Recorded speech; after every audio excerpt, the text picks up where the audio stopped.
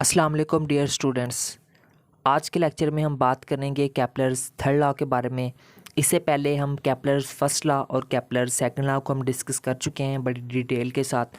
आज हम बात करते हैं अपना केपलर्स थर्ड लॉ के बारे में। सबसे पहले हम इसकी स्टेटमेंट को देखते हैं कि इसकी स्टेटमेंट हमें क्या बताती है। It states that the square of the time period is directly proportional to the cube of the semi major axis of the elliptical orbit. यानी कि ये हमें क्या कह रहा है कि the square of the time period, यानी कि टाइम पीरियड का स्केयर वो क्या होता है हमारे पास डायरेक्टली प्रोपोर्शनल होता है किस चीज़ के, to the cube of the semi major axis of the elliptical orbit. ठीक है, एलिप्टिकल ऑर्बिट में हमें पता है कि दो उसके एक्सिस होते हैं, एक सेमी मेजर एक्सिस होता है, एक सेमी माइनर एक्सिस होता है। ठीक है, इसमें जो सेमी मेजर एक्सिस है उसके क्यूब के ये बराबर होता है कौन, उसका जो टाइम पीरियड का जो स्केयर है। तो इसको मैथमेटिकली हम इस तरह से डोनेट करते हैं, इसको हम इक्वेशन नंबर 1 का नाम दे दें। ठीक है, ये होती है इसकी मैथमेटिकल थ्योरेटिकल डेफिनेशन। अब हमने इसकी ये जो मैथमेटिकल डेफिनेशन है इसको अब हमने प्रूव करना है कि ये इस चीज़ की इक्वल किस तरह से आती है। सो इसका प्रूफ देखते हैं। According to Kepler second law of planetary motion, second law के मुताबिक हमने ये इक्वेशन ड्राइव की थी सेकंड लॉ में, इसको हमने इक्वेशन नंबर 2 का नाम दिया हुआ है। ठीक है, since the area of an ellipse with major and minor radii equal to a and b is given by। ठीक है, ये जो a है ये किसको रिप्रेजेंट कर रहा है, ये एलिप्स के मेजर एक्सिस को, मेजर रेडियाई को, और जो माइनर को कौन रिप्रेजेंट कर रहा है, बी रिप्रेजेंट कर रहा है। ठीक है, माइनर रेडियस और मेजर रेडियस की बात हो रही है। तो यहाँ पे एरिया हमें पता है कि किसके बराबर होगा, पाई ए बी के बराबर होता है। ठीक है, एलिप्स के अंदर। सो इसको इक्वेशन नंबर 2 में पुट कर दें, यानी कि इस ए की जगह पे उसकी वैल्यू पुट कर देनी है।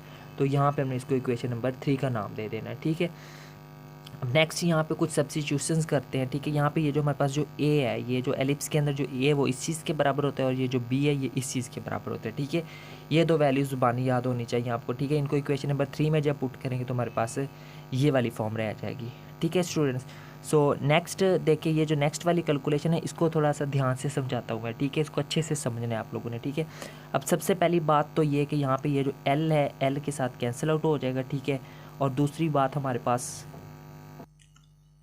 कि यहाँ पे ये जो हमारे पास ये देखें, दूसरी बात ये कि ये जो 2 से हमारे पास 2 कैंसिल आउट हो चुका है। ठीक है, उसके बाद देखिए पीछे क्या रह गया हमारे पास, पाई के रह गया। इस पाई के को हमने यहाँ पे लिख दिया। अब ये वाला जो यू है ये कहाँ पे है, इसको हमने स्क्वायर रूट के अंदर ले लिया। ये जो स्क्वायर रूट है ना इसके हमने अंदर ले लिया, यानी कि ऊपर ही आ जाएगा ना, बटे के ऊपर ही होल स्क्वायर रूट आ जाएगा। तो यू स्क्वायर की फॉर्म में अंदर आएगा। जब देखिए यू स्क्वायर से जब स्क्वायर रूट कैंसिल आउट होगा तो दोबारा हमें क्या मिल जाएगा, बाहर यू मिल जाएगा। ठीक है, इसी तरह ये जो नीचे हमारे पास जो ई है, जब ई को हम अंदर मल्टीप्लाई करेंगे ई स्क्वायर की फॉर्म में, ई स्क्वायर को ई से मल्टीप्लाई करेंगे तो वो क्या हो जाएगा हमारे पास, ई क्यूब हो जाएगा। ठीक है, अब यहाँ से एक यू इसके साथ कैंसिल आउट हो जाएगा तो पीछे हमारे पास क्या रह जाएगा, सिर्फ सिंगल यू। उसको हम अलहदा से स्क्वायर रूट में लिख लेते हैं यू ओवर म्यू ओवर 2 को। तो ये जो ई क्यूब है ये देखिए इसको हम इस फॉर्म में लिख सकते हैं, यानी कि E raise to the power -3 over 2। ठीक है, यानी कि जो स्क्वायर रूट है वो क्या आता है हमारे पास 1 ओवर 2 नीचे आएगा, 3 पहले है तो ये 3 ओवर 2 बनेगा। जब पावर ऊपर जाएगी तो क्या हो जाएगा, -3 ओवर 2 हो जाएगा हमारे पास। ठीक है, अब यहाँ पे हमें पता है कि ए की वैल्यू हमारे पास ये है, बी जो ई है हमारे पास इस चीज़ के बराबर है। तो ठीक है, उनकी जगह पे हमने ये वैल्यूज़ पुट कर दी हैं यहाँ पे। ठीक है, यानी कि ये जो ई है इसकी जगह पे हमने इसकी वैल्यू पुट कर दी है ये वाली। तो अब दोनों तरफ अगर हम स्क्वायर रूट ख़त्म करना हो तो यहाँ पे दोनों तरफ हम स्क्वायर ले लेंगे, तो यहाँ पे ये स्क्वायर हो जाएगा, ये भी दो, इसका स्क्वायर रूट कैंसिल आउट हो जाएगा। पीछे ये टर्म है इसका भी स्क्वायर और स्क्वायर रूट कैंसिल आउट, तो पीछे हमारे पास क्या रह जाएगा, सिर्फ उसकी पावर रह जाएगी -3। ठीक है, सो नेक्स्ट देखिए, जब हम इसको इसका रेसिप्रोकल ले लेंगे तो पावर प्लस में कन्वर्ट हो जाएगी। नीचे वाली टर्म ऊपर, ऊपर वाली टर्म नीचे आ चुकी है। ठीक है, और इसी तरह से देखिए हमारे पास ये जो जब हम इसका क्यूब ओपन करेंगे तो 2 का क्यूब कितना 8, और बाकी a cube over q cube आ चुका है हमारे पास। ठीक है, अब बाकी टर्म्स को जब हम आपस में मल्टीप्लाई करेंगे तो हमारे पास ये फॉर्म बन जाएगी। ठीक है, अगर हमारे पास ये जो सारी चीज़ें अगर इसको हम कांस्टेंट की को लेट कर लें तो ये इसको हम लिख सकते हैं, ये जो हमारे पास टर्म है कुछ इस फॉर्म में हम इसको लिख सकते हैं। तो कांस्टेंट ख़त्म करेंगे तो दरमियान में साइन किसका आ जाएगा, प्रोपोर्शनैलिटी का। और हमें पता है कि T's square directly proportional to A cube क्या है, सेमी मेजर एक्सिस है। तो यही हमने चीज़ प्रूव करनी थी जो कि हमने प्रूव कर ली है। इसको हमने कह दिया इक्वेशन नंबर 4।